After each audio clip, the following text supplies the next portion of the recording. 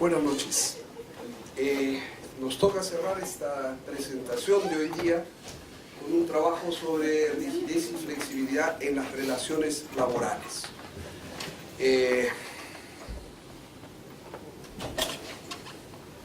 Se podría hablar de este tema, obviamente, solo desde una perspectiva jurídica. Yo me he tomado el trabajo de traerles una presentación con un componente estadístico muy grande. ¿Por qué? Porque creo que los juristas tenemos que aprender a hablar de la realidad. Muchas veces somos grandes gimnastas jurídicos y hacemos grandes construcciones que, contrastadas con la realidad, pues dicen muy poco, ayudan muy poco. Es decir, el derecho no cumple la función que tiene de regular adecuadamente una determinada realidad. Y en este tema particularmente, yo creo que es muy importante hablar sin perder, en primer lugar, la perspectiva histórica, porque hablar de rigidez y flexibilidad nos va a marcar una pauta histórica. El modelo peruano de relaciones laborales transitó desde una rigidez muy grande en los años 70 a una flexibilidad muy significativa a partir de los años 90. Y muchos de ustedes que son jóvenes y no vivieron de esa época y más bien han llegado al derecho del trabajo flexible, consideran que más o menos lo normal es eso, ¿no? Que eso es el derecho del trabajo. Y yo creo que es importante que hagamos una revisión histórica, porque el proceso se ha hecho en el Perú con, digamos, elementos que permiten graficar de manera muy concreta todo lo que hay detrás de un proceso de flexibilización. Un proceso de flexibilización muy intenso además, y que en ningún caso fue gratuito. Es un proceso de flexibilización que ha tenido consecuencias muy relevantes en el mundo de las relaciones laborales. Y una trascendencia económica especialmente grande. Yo espero terminar la presentación con la distribución del ingreso en el PBI, para que vean ustedes lo que significa un proceso de flexibilización. Es decir, cómo tras normas, tras mitos, tras formulaciones de una u otra índole, finalmente lo que hay es un traspaso económico de un sector a otro sector con bastante nitidez. Vamos a ver entonces cómo nos organizamos. Las primeras tres láminas tienen que ver con el contexto internacional. Repito, Perú, años 70, dictadura militar, la primera mitad con un contenido social muy importante, son los años de la estabilidad absoluta, son los años de la cogestión, la participación en utilidades, en propiedad, en dirección, son años de debate ideológico bastante radical y que en las relaciones laborales significaron un empoderamiento de sindicatos que no eran muy numerosos, pero a su vez se les dio una participación política muy grande y una trascendencia muy grande. Pero este fenómeno venía, digamos, un poquito a contrapelo con lo que venía sucediendo en el mundo. Y quiero yo detenerme con estas tres láminas, aunque sea de manera breve, en señalar lo que era el contexto internacional, porque ese contexto es el que va a explicar luego el paradigmático proceso de flexibilización que se lleva en el Perú. En los años 70, en primer lugar, estamos, digamos, más o menos en el punto más claro de lo que era la Guerra Fría, la confrontación del bloque socialista de economía planificada con el bloque capitalista. Y en los años 70 se produce una crisis económica significativa cuando Estados Unidos decide abandonar el patrón oro y cuando se produce fundamentalmente todo el tema referido a la crisis del petróleo. Este fenómeno económico de crisis se traduce con rasgos más o menos generales en América del Norte y en América Latina, particularmente en América Latina, en procesos de crisis económica más o menos permanente. Crisis económica que en el Perú comienza con el gobierno de Morales Bermúdez, empiezan los primeros paquetes económicos todavía en pleno régimen militar, pero que luego se ve con mayor claridad en el primer gobierno de Fernando Belaúnde y en el primer gobierno de Alan García. Este fenómeno internacional también además puso en crisis a la doctrina vamos a ver cómo se hace, el crecimiento del mercado interno por sustitución de exportaciones. Había toda una corriente por la cual se protegía la economía de las importaciones y lo que se buscaba era generar subsidios a la industria para que la industria sustituya las exportaciones con producción propia. Este modelo también entra en crisis y empiezan a generarse todo el tema de liberalización de las economías. Empiezan el Fondo Monetario y el Banco Mundial a elaborar las recetas de tratamiento ortodoxo de los problemas de la economía, empiezan a plantear las políticas de ajuste y desde esa perspectiva comienza el fenómeno de lo que en América Latina se iba a presentar con absoluta claridad y en el Perú también el año 90 con el paquete de ajuste el reciente gobierno de Fujimori. En el terreno tecnológico, entre los 70 y los 80 se produce una gran revolución, que tiene que ver con todo lo que conocemos ahora como la telemática, las comunicaciones, la informática, que lleva a que se produzca posibilidades nunca vistas de producción a distancia, de flujos de capital que se mueven apretando 2 o 3 teclas, con lo que la tecnología y el capital viajan a una velocidad muy grande, los flujos financieros también, y de alguna manera se empieza a hablar del fin de la geografía, porque ya los estados no tienen con sus fronteras políticas cómo detener todo el flujo económico que se va produciendo y que a partir de las nuevas tecnologías pues adquiere una velocidad gigantesca con operaciones que se llevan adelante en términos reales, ¿no? Las multinacionales crecen muchísimo, a la fecha hay 70.000 actores en el ámbito de las empresas multinacionales que tienen un poder muy significativo y paralelamente se ingresa también en la crisis del modelo fordista de producción.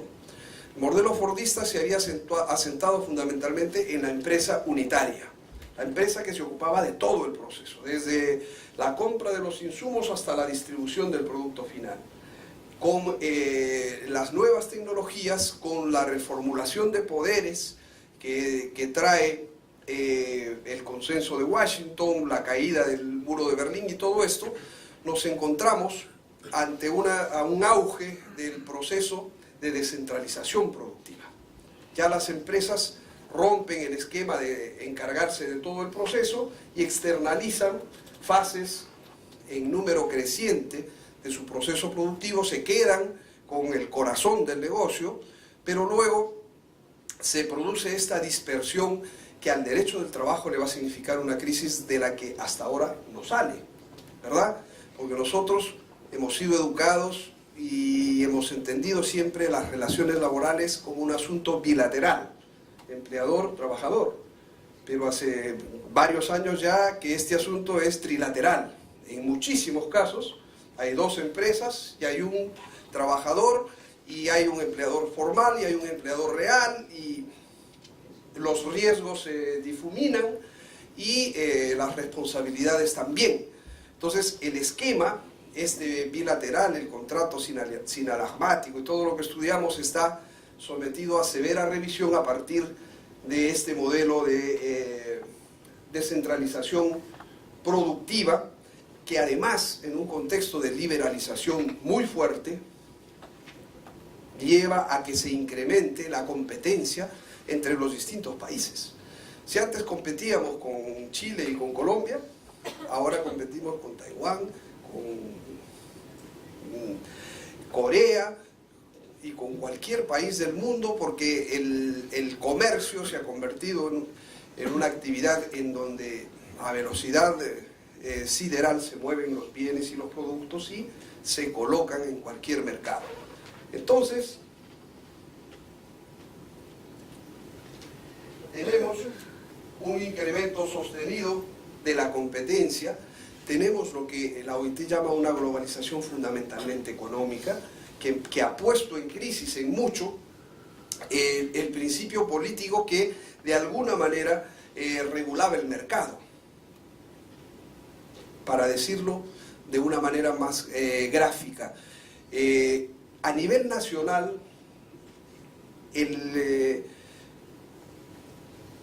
mercado económico requirió de una regulación que llamamos derecho del trabajo para humanizar el proceso productivo. Porque en el capitalismo inicial, en el capitalismo liberal inicial, las condiciones de trabajo eran terribles, eran 16 horas de jornada, salarios mínimos, y se requirió de un proceso de democratización del mundo económico a través del derecho del trabajo, que no se encuentra en este momento en el mundo globalizado. No tenemos entes que produzcan normas internacionales y entes que cautelen el cumplimiento de estas disposiciones, de manera que se echa mucho de menos el rostro social de este proceso de globalización, que fundamentalmente se ha despolitizado en el sentido que las decisiones se toman fundamentalmente por razones económicas, y que ha centrado a la empresa no solo como el centro de referencia, el actor principal de todo el sistema productivo, sino también como el lugar típico en el que se producen las reglas. Ya no hay acuerdos colectivos ni hay Estado. La globalización ha puesto en jaque los modelos nacionales de protección social, y desde esa perspectiva lo hemos visto en el propio Perú. El propio Estado ha tenido que angostar, encoger al máximo su legislación laboral con la finalidad de ofrecer posibilidades atractivas a la inversión extranjera directa y mantener algunos niveles de competitividad. Entonces, de alguna manera, el contexto general ha llevado a una crisis del derecho del trabajo, y esa perspectiva la vamos a ver ahora desde lo que fue, digamos, por lo menos sus consecuencias. Las consecuencias fundamentales en el derecho del trabajo es que hay menos trabajo, hay una reducción significativa del empleo, y el empleo que hay es un empleo de peor calidad, en el sentido que nos encontramos claramente con un empleo que tiene un estatus jurídico, tiene mucho menos derechos que lo que tenía sus antecesores. Se han generado un sinnúmero de relaciones laborales vulnerables. La subcontratación, como lo hemos visto en el Perú, ustedes recordarán, ya casi no se habla de esto, pero hasta elecciones recientes los malditos servicios estaban en la agenda política, ¿no? Porque eran los lugares donde se practicaban, digamos, las peores relaciones laborales en el Perú. Se generaron entonces relaciones laborales vulnerables, sustituyendo empleo decente por trabajo inseguro, eventual y bajo régimen de subcontratación. El contexto en toda América Latina fue un contexto de crecimiento sostenido y sustantivo de la informalidad, que es de alguna manera el rostro del trabajo precario, ¿verdad? Ahí hay algunos datos. En América Latina creció de 42 a 46 en 12 años. En el Perú, si ampliamos un poquito hasta el año 2005, como vamos a ver luego en el gráfico, la informalidad estaba en 68%. Estábamos por encima de 2/3 de nuestra mano de obra en condiciones de informalidad. ¿Por qué? Porque tuvimos pues un contexto muy adverso, a pesar que nuestro proceso de flexibilización que empezamos a describir a continuación fue muy intenso, ¿Qué sucedió en el Perú? Bueno, fundamentalmente en los 70 tuvimos un régimen militar que, como casi todos los regímenes militares, suelen ser muy protectores en lo individual y muy restrictivos en lo colectivo, porque en la organización sindical está fundamentalmente la contestación al régimen. Entonces tuvimos pues una estabilidad laboral muy poco vista en el mundo. En el Perú, con 3 meses de trabajo, la persona era un trabajador estable y las posibilidades de desprenderse de ese trabajador eran verdaderamente restringidas. El eje del modelo protector individual era este derecho, porque del derecho de estabilidad laboral, comprenderán ustedes, se desprenden muchas cosas.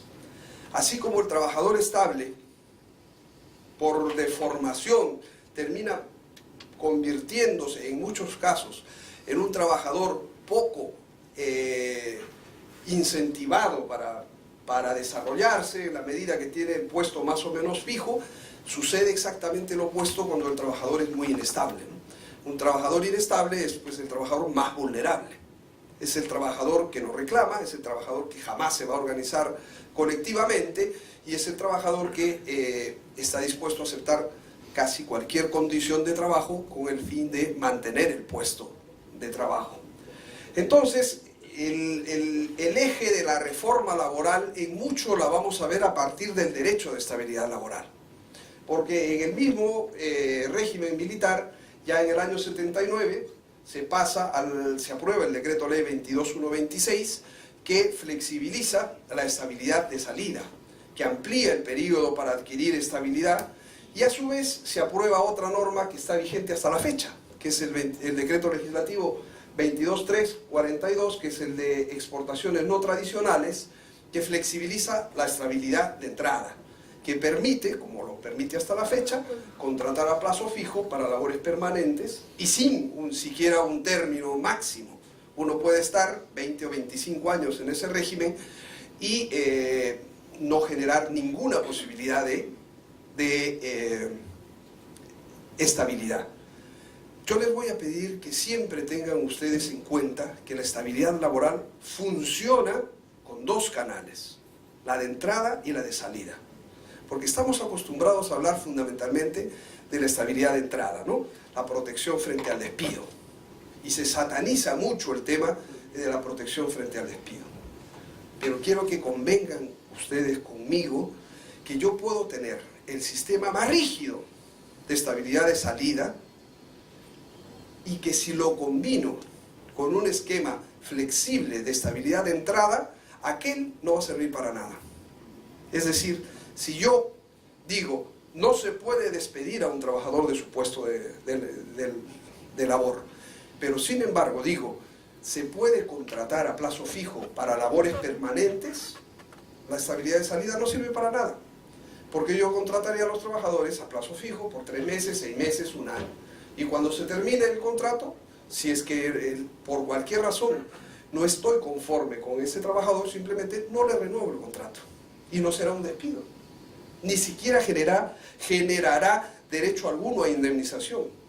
Entonces, cuando hablamos del eje estabilidad laboral, tenemos que mantener siempre atenta la mirada en los 2 canales. La estabilidad de salida, que es la más conocida y la más satanizada, y la estabilidad de entrada, que es la que pasa más desapercibida, pero que tiene consecuencias verdaderamente tremendas en toda la relación laboral.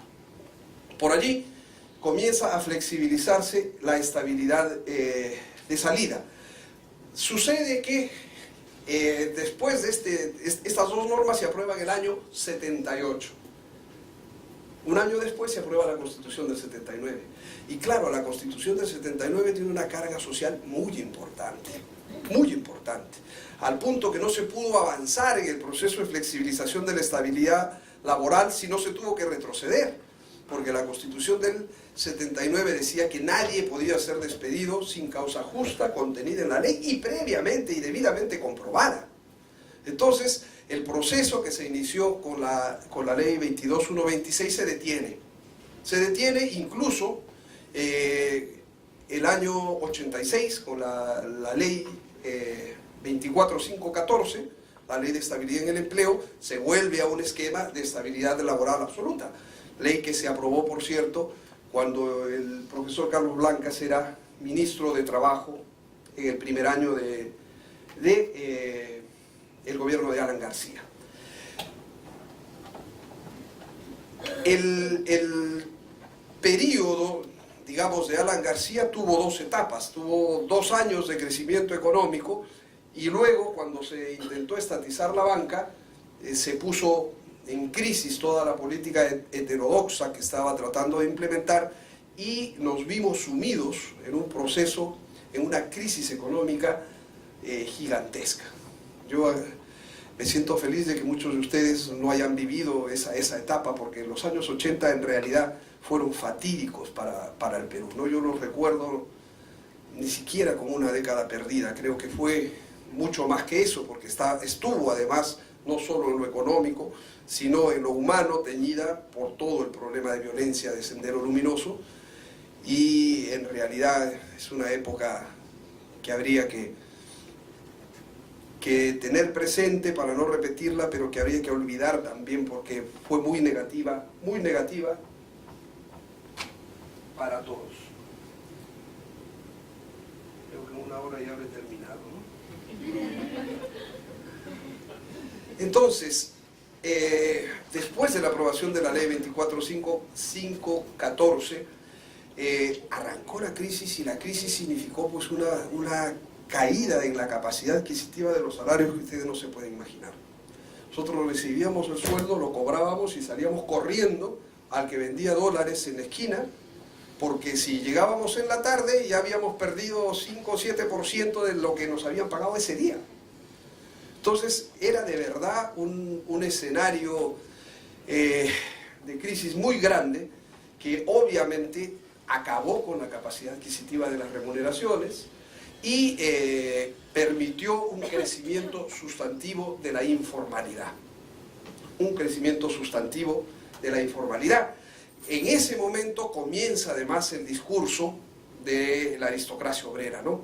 El discurso de los trabajadores formales, en realidad son privilegiados, porque si los contrastan con los trabajadores informales, obviamente tienen un estatus jurídico muy diferente y mucho mejor.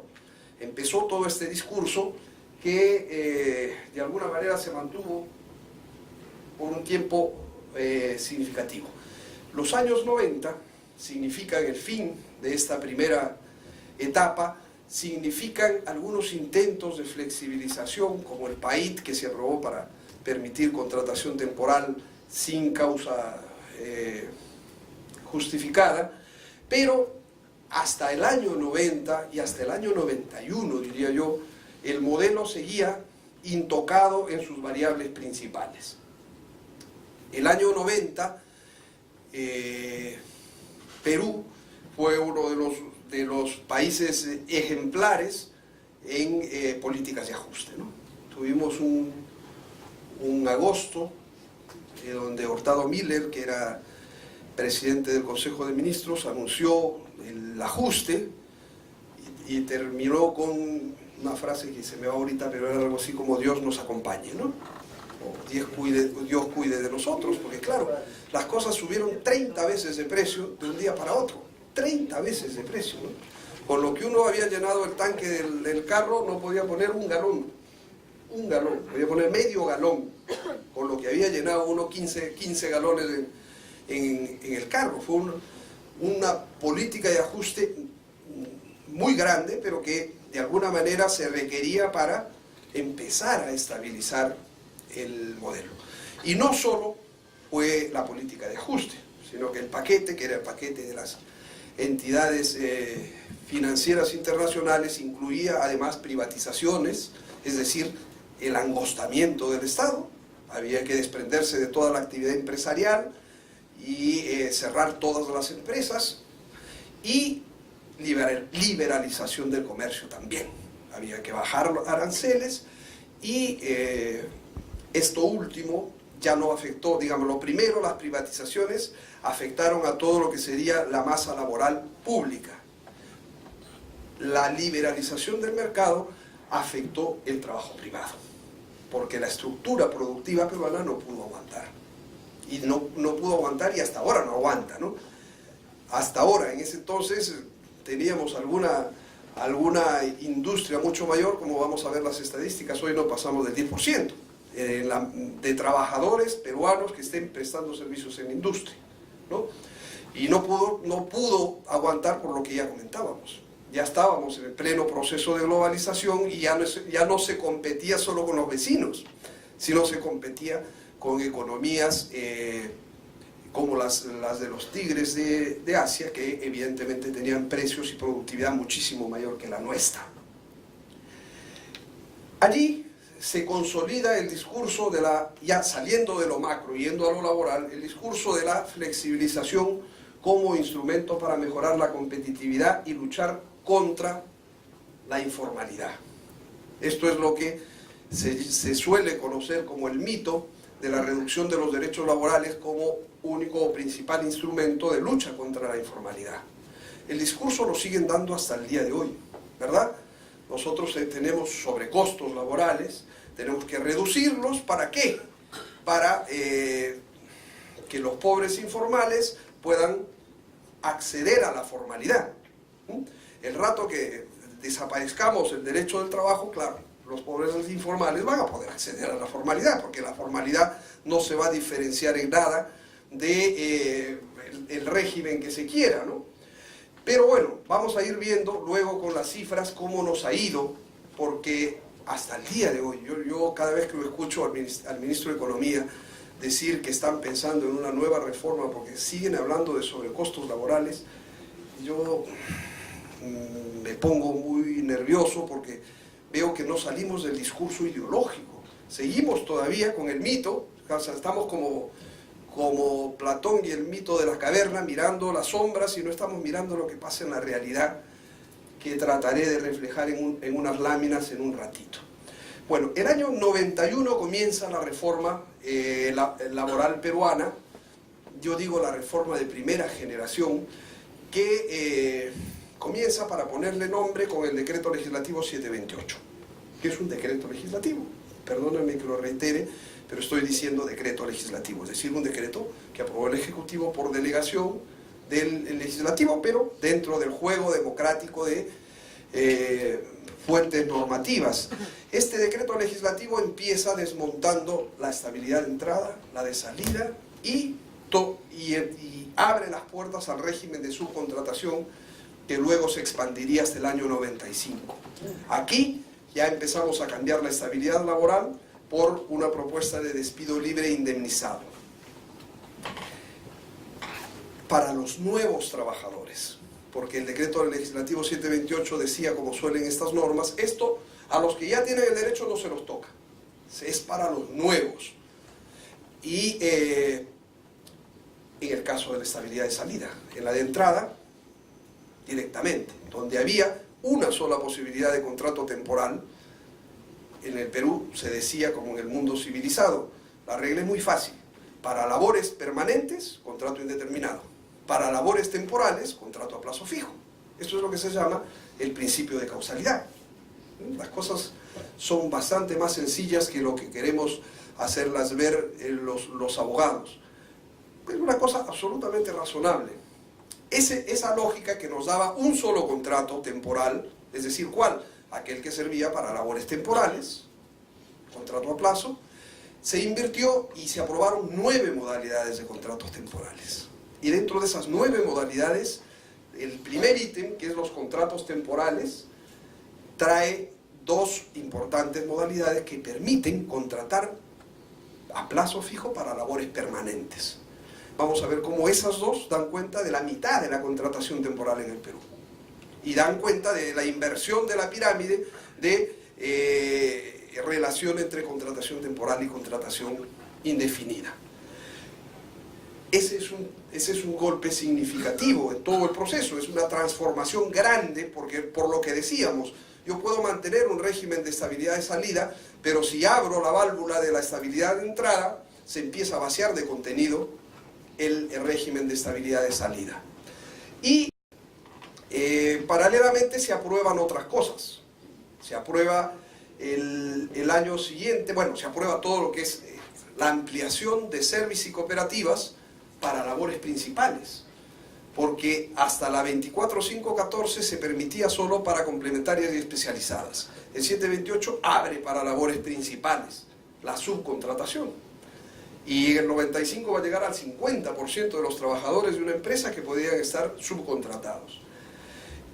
Se aprueba el año siguiente, el año 92, la ley, lo que llamamos hoy Ley de Relaciones Colectivas, pero que en ese caso no es ley, ni es decreto legislativo, sino es decreto ley. Se aprueba 3 meses después del golpe del 5 de abril, la ley que hasta la fecha está vigente en materia de relaciones colectivas y a la que la OIT le formula 16 observaciones por graves violaciones de la libertad sindical. Y como norma de cierre, el año 93 se aprueba una nueva constitución, porque obviamente el 728 y la ley de relaciones colectivas tenían serios problemas de constitucionalidad con la constitución vigente, la constitución del 79. Había obviamente una falta de congruencia entre ambos grupos normativos. Se aprueba la constitución del 93, que es un poco la norma de cierre, porque, claro, si pasamos del régimen de estabilidad que dice que nadie puede ser despedido sin causa justa contenida en la ley, debidamente comprobada, a uno que dice que la ley establecerá la protección contra el despido arbitrario, las reglas son radicalmente diferentes.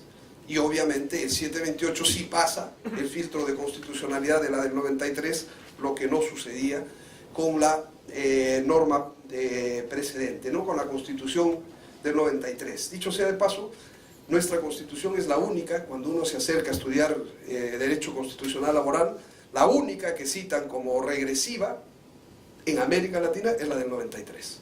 Porque todas las otras, la colombiana, la brasileña, todas las otras constituciones son constituciones progresivas. La nuestra, en esto, tuvo una concepción distinta.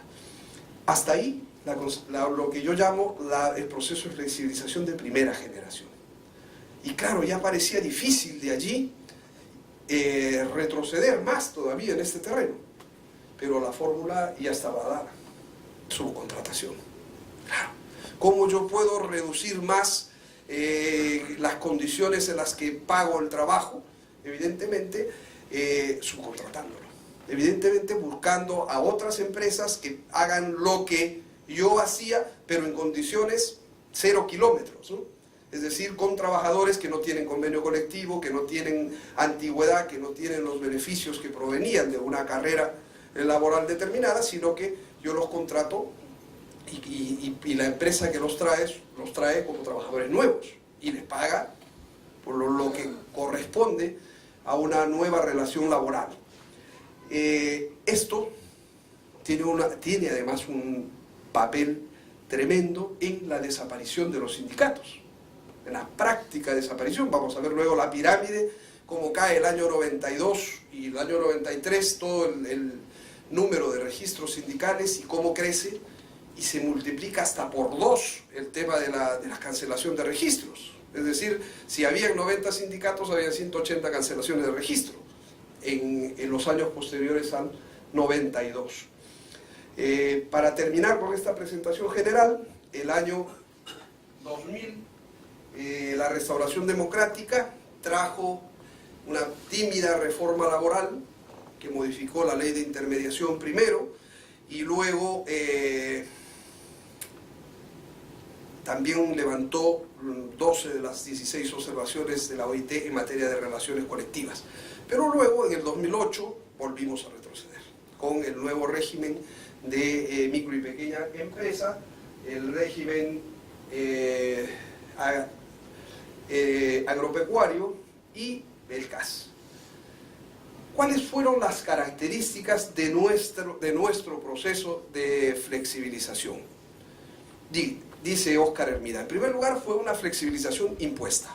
Es decir, el Estado dijo se flexibiliza y se flexibiliza.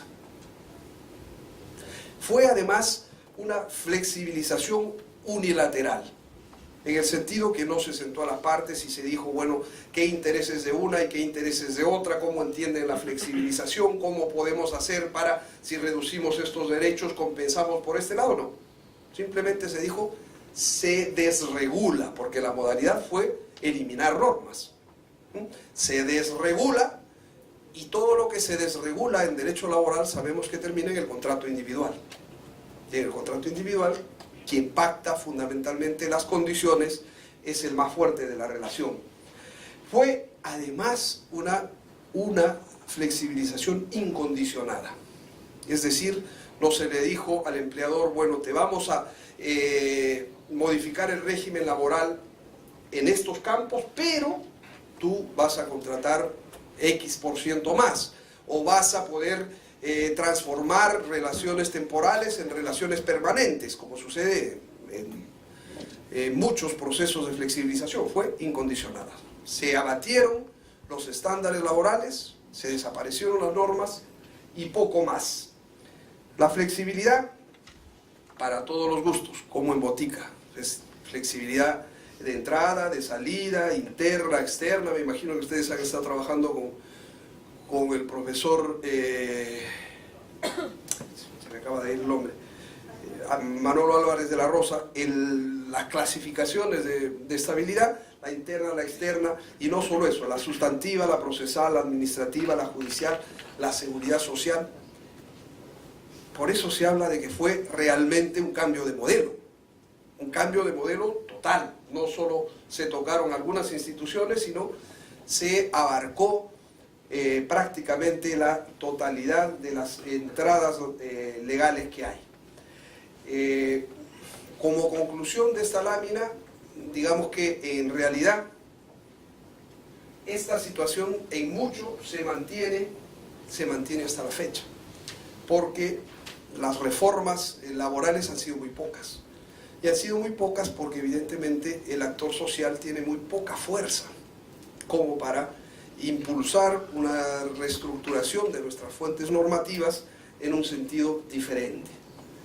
Ya, esto lo he dicho ya de alguna manera, simplemente lo paso a mencionar, dentro de las expresiones más saltantes, la eliminación de la estabilidad de salida, el 95 definitivamente, despido libre indemnizado, despido ad nutum, ni siquiera te despido por esto, te despido porque me da la gana, pasa por caja y cobra tu indemnización.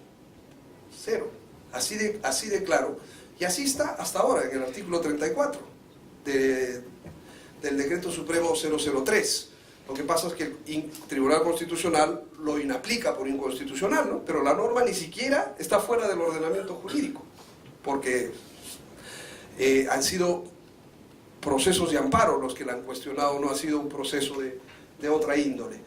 Eliminación de la estabilidad laboral de entrada con las modalidades 9 nominales y una innominada, porque es tan abierta la norma que dice, si fuera de estas 9 hubiera alguna otra, vale, también vale. ¿Okay?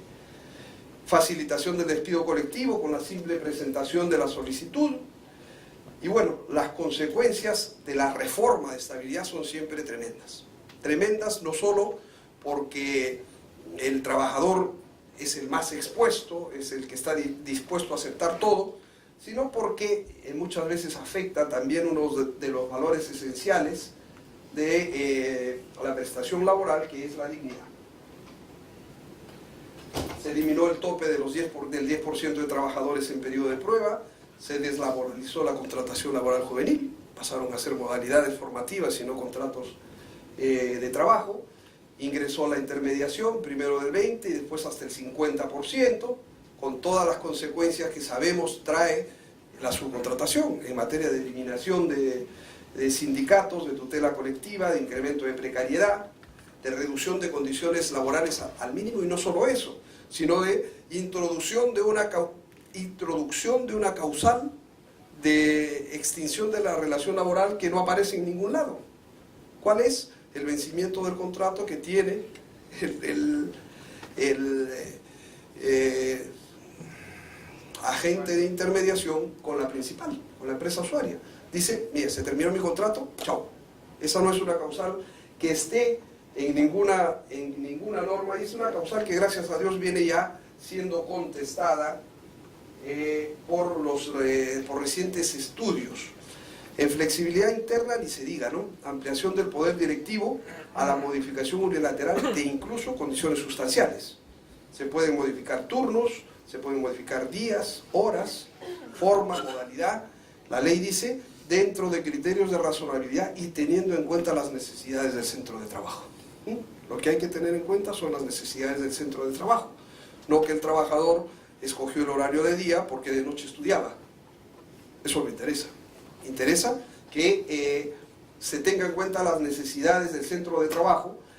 Se constitucionalizaron las jornadas atípicas, acumulativas, con lo que cambió todo el paradigma productivo en la minería. En la minería peruana existían los campamentos donde estaba la escuela, el hospital, la iglesia, y donde los mineros estaban con su familia trabajando y trabajaban 8 horas al día. Con las acumulativas se acabó, 12 horas al día, y tienen simplemente lugares donde van, duermen y luego salen a trabajar. La familia a la ciudad. Un cambio radical que incluso tiene reforma constitucional, porque el artículo 25 permite este tipo de jornadas atípicas o acumulativas. Bueno, remuneraciones, la productividad, crece la lista de conceptos sin naturaleza salarial, se eliminan bonificaciones, se elimina la participación en la gestión y en la propiedad. Yo no sé, ustedes no se acuerdan del tema de la prescripción. La prescripción, lo estudiamos todos, garantiza que los derechos laborales empiecen a contarse desde que se extingue el vínculo laboral. A partir de allí yo cuento la prescripción. Pues no, cambiaron la regla y dijeron el año 95, 3 años desde que el derecho laboral es exigible, no desde que se termina la relación laboral. El año 98 se cumplieron los 3 años y no saben ustedes los centenares de derechos que quedaron prescritos. ¿Por qué? Porque el trabajador, mientras está su relación laboral vigente, no reclama.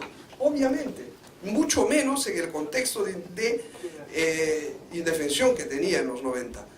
Y después de eso volvieron a establecer la regla. Bueno, 4 años desde que termina la relación laboral.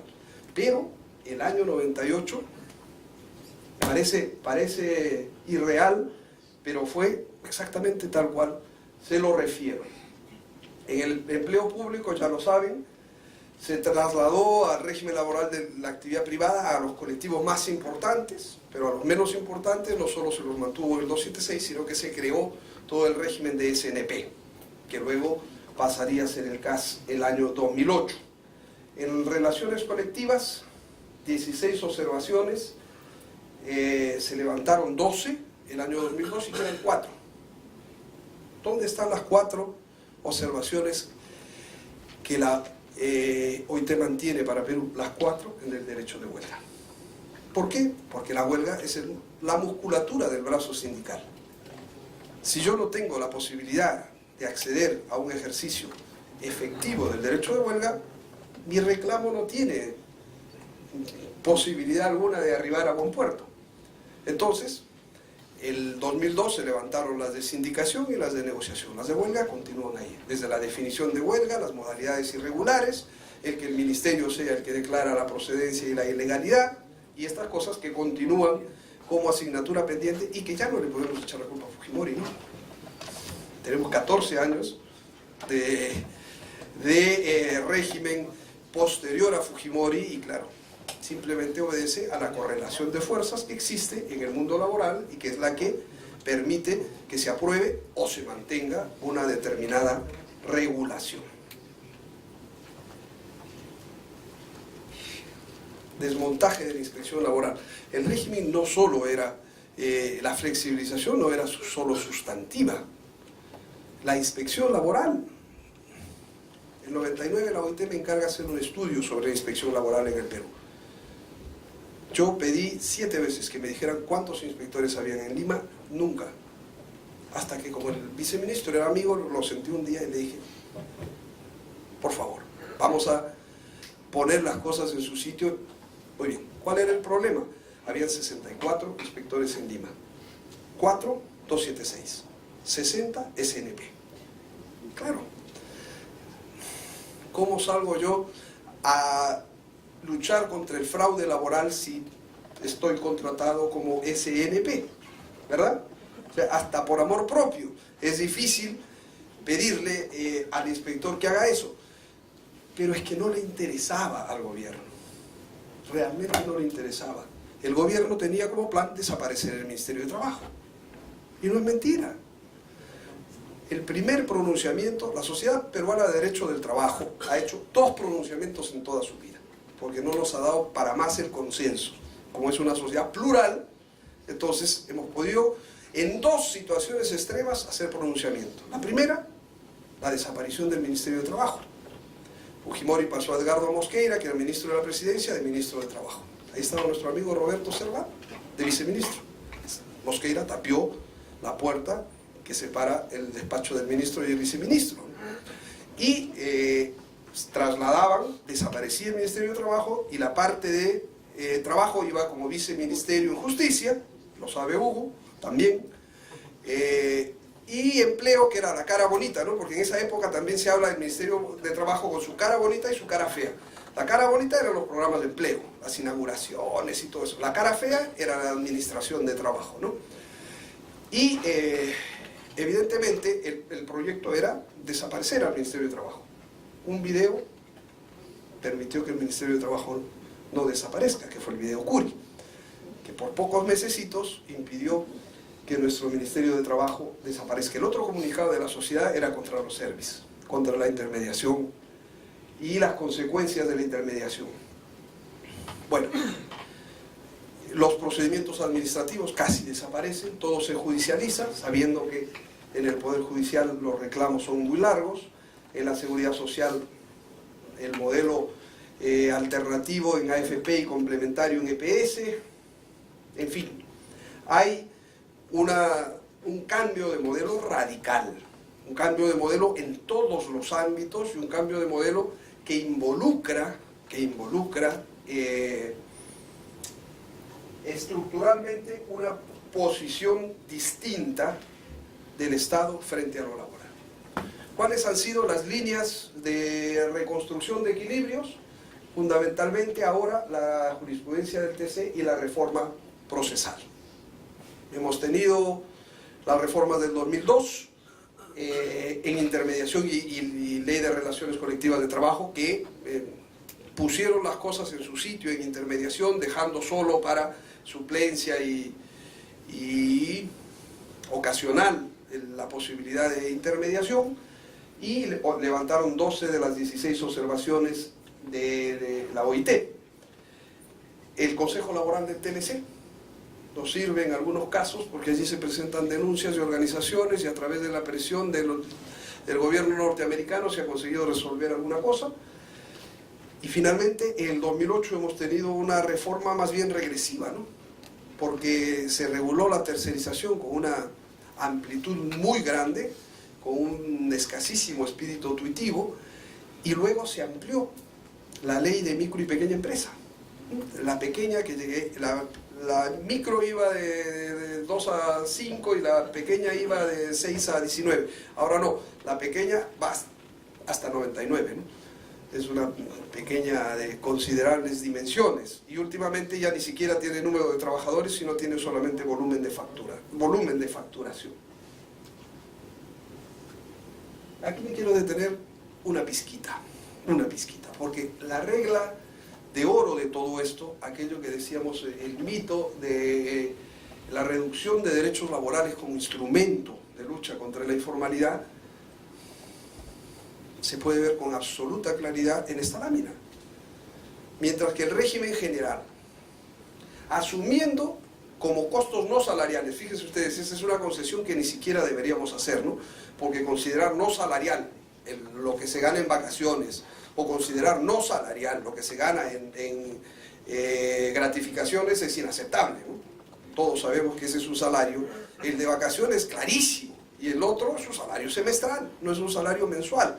Pero bueno, aún con esa lógica, en el régimen general, esto significa 54.4% más. En el régimen de la mediana, significa 29.1%. Pero en el régimen de la micro vigente, significa 5%. Y vamos a ver luego los números de cuántas empresas y cuántos trabajadores hay en el Perú en el ámbito de la microempresa. Y van a ver ustedes cómo, si es que fuese verdadero este discurso, el Perú ya sería el país más formal del mundo. Porque con 5%, además, digamos, por encima de lo que se recibe como remuneración, 5% de costo adicional, evidentemente, la situación no ameritaría que estemos volviendo a hablar de que el costo laboral en el Perú es muy caro. Porque no es verdad. El costo laboral en el Perú es 5%. Para el 90% de los trabajadores en el Perú. ¿Verdad? Esa es la verdad. ¿Por qué no se formalizan? Pues porque hay otras cosas. Está todo el tema tributario. Ahí el Estado no dice nada, ¿no? Porque eso significa reducir ingresos. El MEF dice no, de ninguna manera. Está todo el tema financiero. Está todo el gran problema de fondo que es la productividad. Esos más que empresas son pues emprendimientos de muy baja productividad. Está todo el tema burocrático. Y en quinto lugar, el 7% de los empleadores, en una encuesta hecha por el Ministerio, dijo los costos laborales. Porque para el 93% restante ni siquiera es un tema que aparece.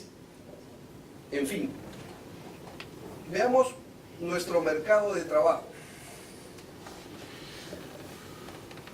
Esta es una lámina bien interesante. Es una lámina del empleo según categoría de ocupación, donde se van viendo ya algunas tendencias relevantes. En la parte baja, en azul más oscuro, está el empleo asalariado. Y fíjense ustedes, en estos 8 años que están ahí, el empleo asalariado sube 7 puntos, de 41 a 48%. En cambio, el empleo por cuenta propia, que muchas veces pensamos que iba a ser el signo del nuevo trabajo en el nuevo siglo, se mantiene prácticamente igual. 34.9, 35.1, el último año 34.8. Está ahí, un tercio, digamos. ¿Dónde se produce el gran trasvase de ese 7% que crece el empleo asalariado? En lo que llamamos trabajo familiar no remunerado, que es un poco el colchón familiar, ¿no? Cuando viene la crisis y no hay empleo, los hijos se van a trabajar con los padres. Y claro, ahí nuestra ley dice, ahí no se generan laborales salvo pacto en contrario. Y esto, que era tremendo, porque en un momento llegaba a ser 22%, es decir, una cuarta parte casi de toda nuestra PEA, ahora ha bajado los 7 puntos que han subido los asalariados, ha bajado del 18 al 11. Eso se lo debemos evidentemente a los 3 lustros de crecimiento económico que tenemos en el país, que sin lugar a dudas está mejorando los niveles de empleo. El siguiente rubro, que es el de empleadores, se mantiene más o menos en lo mismo, 5.3, 5.4, 5.8, y no hay gran variación. En nuestra PEA, fíjense ustedes lo que yo les comentaba, manufactura, todo lo que es industria, 10%. Perú, país absolutamente de servicios. Ahí dicen sector servicios 36, pero agréguenle ustedes comercio, que también es servicios, y estamos en 55%. 55% sector servicios. Agricultura 24%, construcción 6%, minería, nuestro gran productor de reservas 1.3%. Lo que les comentaba. Empresas, número de empresas por tamaño. El 75%, 3 de cada 4 empresas están en el ámbito de la micro, pero de la recontra micro, de 1 a 4 trabajadores.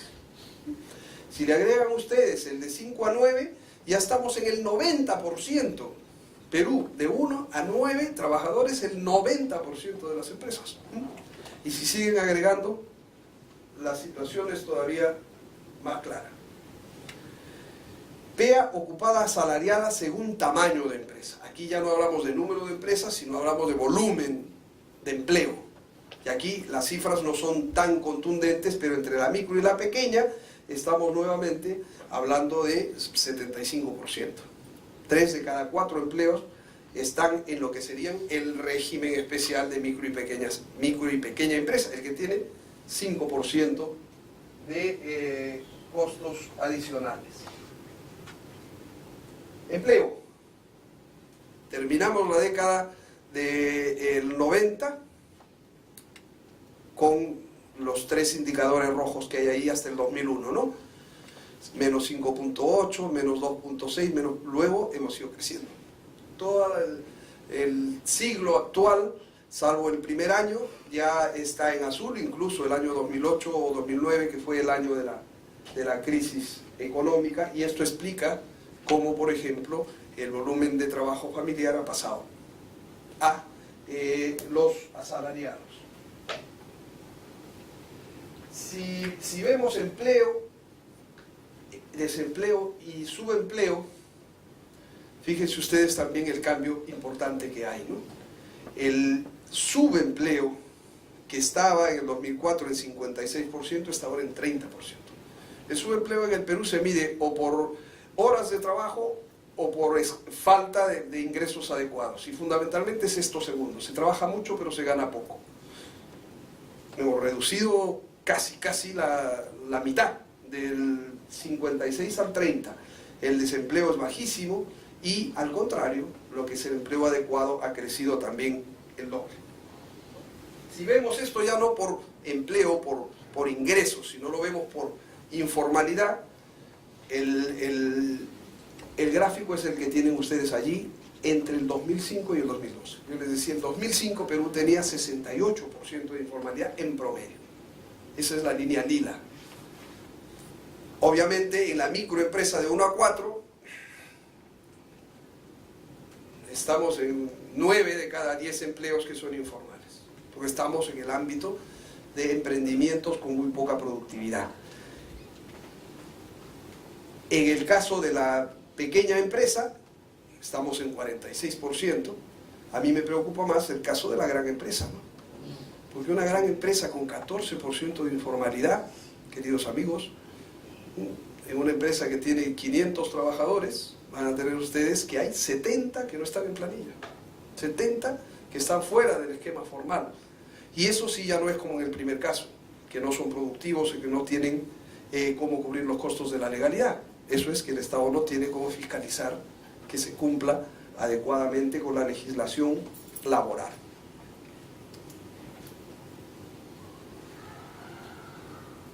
Evolución según tipo de contrato. Y esto es lo que yo les comentaba. En el Perú, 3 de cada 4 empleos son temporales. Hay una lámina que no he podido encontrar de otras presentaciones, donde se ve en el curso del tiempo cómo se cambia del año 90, donde 3 de 4 eran indeterminados, al año 2010, donde 3 de 4 son a plazo fijo, ¿no? Ese trasvase lo debemos fundamentalmente a los contratos temporales. Los 2 que permiten contratar para labores permanentes a plazo fijo explican el 50%, que sumado al 26 nos pondrían en la lógica de cualquier otro país. 3 de cada 4 son indefinidos, porque lo que marca es la duración de la labor. Este es un problema de tremenda precariedad, ¿no es cierto? Porque no es que tengamos el mejor régimen de estabilidad de salida, pero en el de entrada nos jalan sin lugar a dudas. Si tenemos 3 de 4 trabajadores sujetos a un contrato temporal. Ahí están los 2 de abajo, que son los temporales, necesidades del mercado e inicio, que explican el 50% del que hablábamos. Evolución de la duración del empleo. Arriba está el indefinido, que está bajando de 11 a 10. En la línea roja está el plazo fijo, cuya duración está pues alrededor de 3 años, 2.7, y en promedio estamos en 3.4. ¿Por qué? Porque son poquitos los de arriba y son muchos los de abajo. Por eso es que el promedio está más cerca del 2.7 que del 10 años que tiene en promedio de duración los contratos a plazo indefinido. Remuneraciones. El diagrama, tomando algo de perspectiva, es elocuente, ¿no? Si vemos lo que sucedía en el 80 a lo que sucede en la actualidad, la caída es drástica, y es más drástica en el caso de los funcionarios públicos. En los casos de los funcionarios públicos, la caída de la capacidad adquisitiva es de 82%.